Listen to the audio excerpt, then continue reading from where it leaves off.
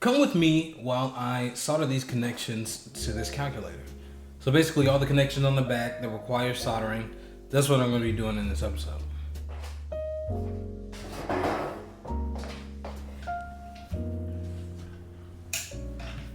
So as you see, I am setting up my soldering iron. This is the first time I used it and I really liked it. I got the sponge all wet and stuff. I set it to around 600, but I think later on I end up upping it because it was just taking too long, at least in my opinion.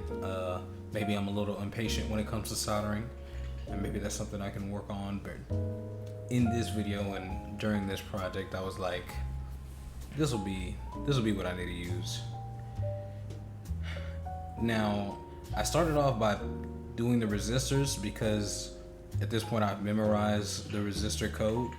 So I just looked on the PCB board and looked for what it was supposed to be.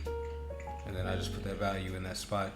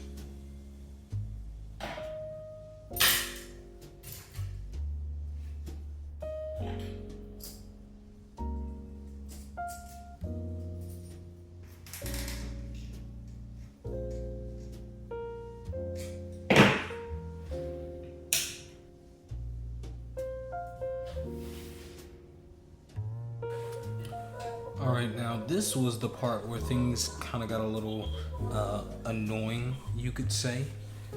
I love the concept for this thing that I'm using, but in practicality it was kind of annoying because the weight of the PCB board and me pushing down to heat up the sections, I guess, was too much for it.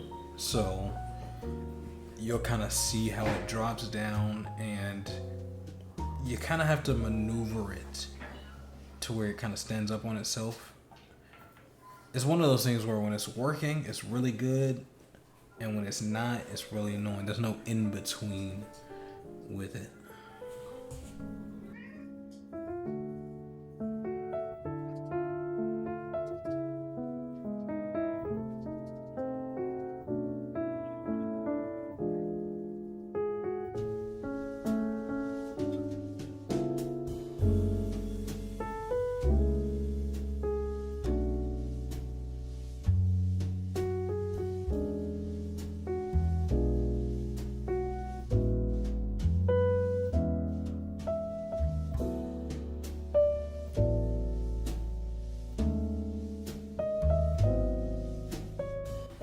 I haven't listened to this in playback yet, but I'm hoping that this next part is satisfying to the eyes and the ears.